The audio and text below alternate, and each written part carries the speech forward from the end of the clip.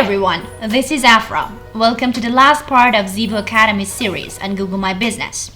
If you haven't already listened to the last two episodes, we suggest that you listen to them in order, since before you start listening to this podcast, you must know what Google My Business is, what its benefits are for short-term rental owners and service apartment operators, and of course, how to make one.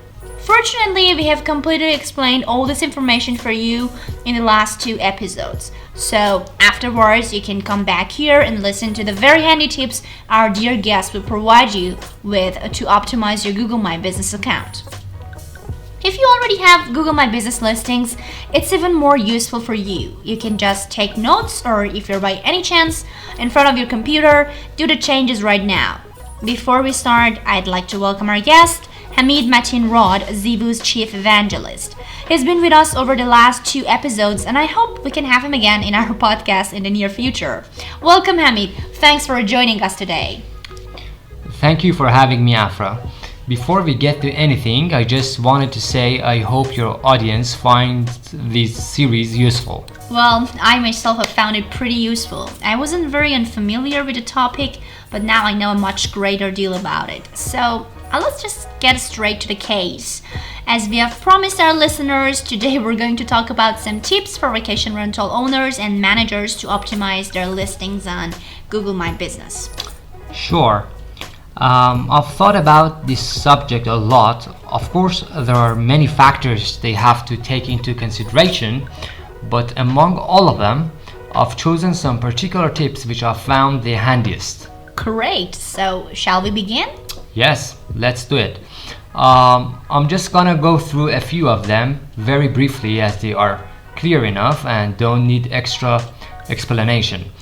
First of all, the accuracy of the information you provide on your Google My Business listing is vital, as you for sure don't want to mislead your potential guests.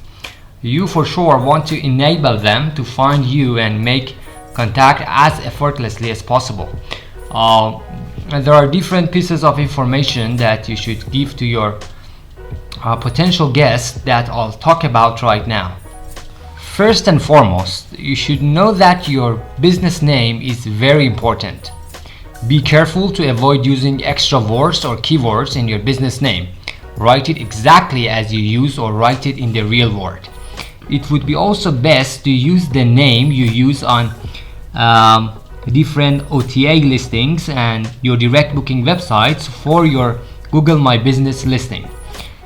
This makes it easier for your users to find you and book direct with you after they come across your listing on an OTA like booking.com or Airbnb.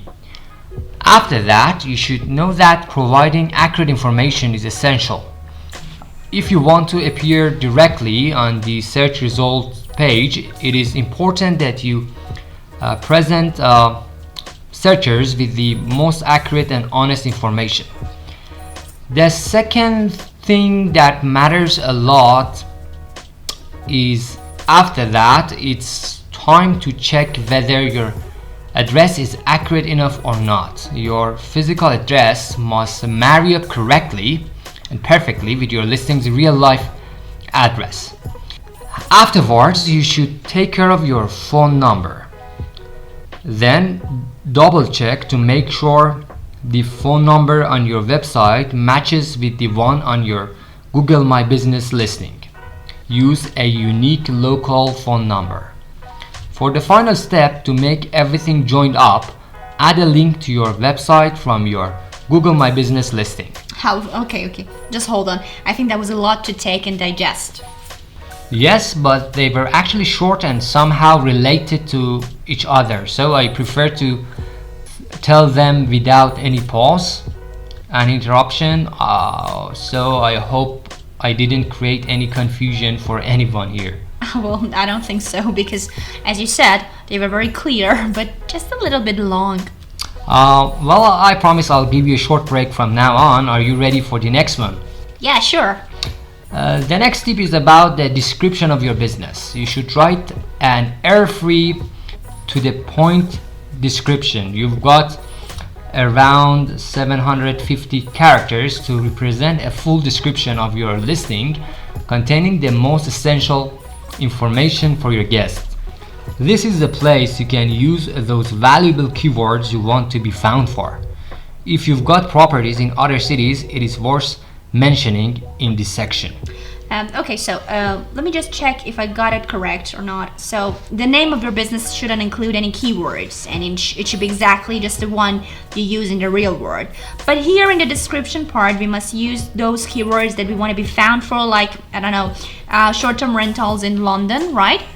Yes, exactly, and that's not all about the description. You must update this description from time to time in case changes happen in trending keywords. If you already have a website, you know how your meta descriptions and title tags affect your website's visibility. Treat your Google My Business description with the exact sensitivity you would do with those sections. Yeah, you're right. Sometimes we find good keywords and get a task done, but we think it's over, and I don't think that works. Those keywords are constantly changing. Exactly. Oh, and I missed something in the previous part which is also related to information. You don't want to misinform your searchers under any circumstances. So in addition to entering your normal business hours, you need to keep an eye on special hours and adjust them, especially around the holidays. This feature also comes handy during one-off changes in business hours for team days and events. What a good point you've just mentioned. I think around the holidays we're just so busy and excited with all the holiday stuff that we might forget some major details we have to take care of. Yes, I know what you mean. The point that I'm going to talk about now is pretty obvious, but there are some specifics you should take into consideration. You know that you should use some catchy photos and even if you can, some virtual tours of your short-term rental. No one can deny the significance of photos in the hospitality industry, especially while marketing online, as they are the first thing that capture the attention of potential guests. There are several categories placed for photos of your business, including logo, cover photo, and more photos of your product. I think the first thing you should take care of is your profile photo, right? Yes, it can be an image of your logo, the one you're recognized with, and use across other channels as a profile picture. That's maybe what most people do, but I suggest that you pick one image of your property that emphasizes its USP or unique selling point. Your profile picture is the searcher's initial encounter with your property, so you have to think about what makes it stand out in the market and select the one image that represents that feature the best. Yeah, I know exactly what you mean. I myself can't relate to a property or imagine myself staying in it when the first thing I see is a logo instead of a real house. What about the other photos? Is there any suggested size or, I don't know, format for your property's photos? Yes, of course there is. It's better to add more than 10 photos of your property. Bear in mind though that photos are like two sides of a coin. Even though bright, standard, eye-catching photos of your property attract more guests, low quality, unprofessional photos drive them away in a blink of an eye. Your photos must meet the following requirements.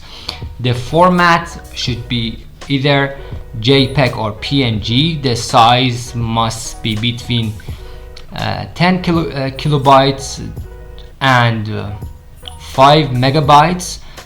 The photos should also be in focus and well lit with no significant alterations or excessive use of filters. In other words, the image should represent reality. Also, it's better to have a photo from each and every room and facility that the property offers. Even things like an entrance lobby, gym, laundry room, and etc. A photo in itself expresses what the guest can expect to see at the property. And if you want to add some virtual tours, which is very helpful and a very new tool, one of the most recent tools, you should know that you only have 30 seconds to impress the viewers with your video. So before you make the video, think of all the unique features your short-term rental has to offer. List them and with a logical order record a video that covers all these marks. Your videos must also meet some standards.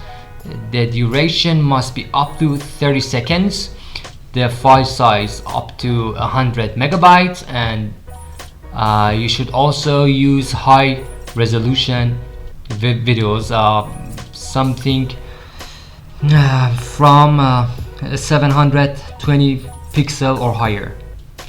And just like the description, don't forget to update these videos or photos frequently.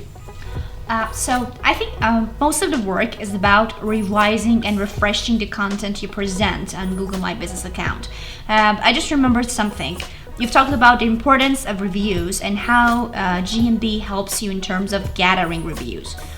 Do you have any tips for our audience on how to get better use of this feature? Yes, well, there are some ways to get more reviews and even boost your responsiveness to them. As you consistently provide your guests with satisfactory experiences, ask them to kindly leave a review. To make the process easier, you can create a direct review link to send to them and save them the hassle of having to find out where to leave their review. You should also respond to the reviews of your guests, not only to the positive ones but also to the negative reviews you receive. Read them carefully and try to respond as patiently as possible.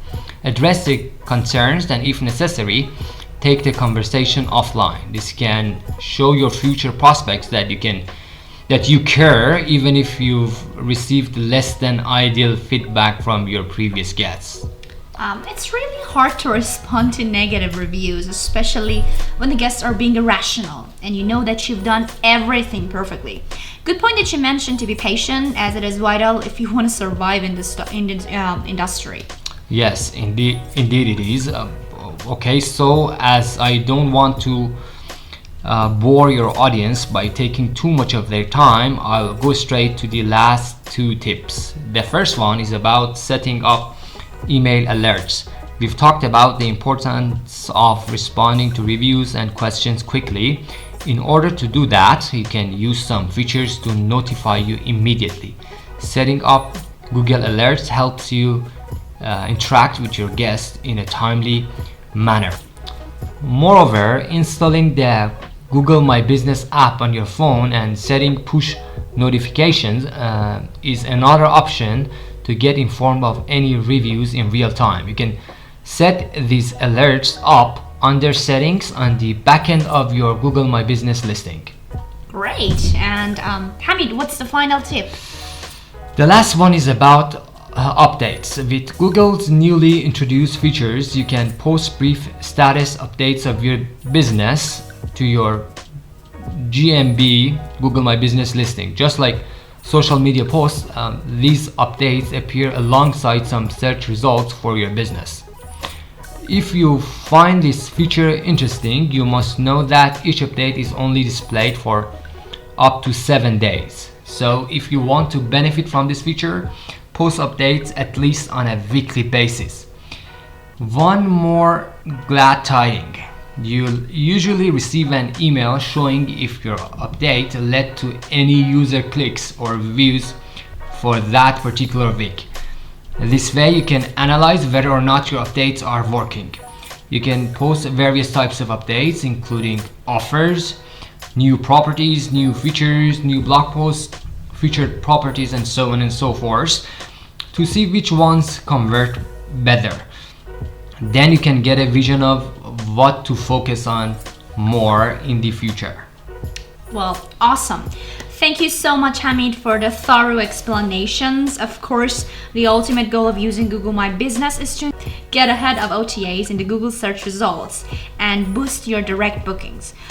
Thank you for having me in these 3 podcasts, and hope your audience have found them useful.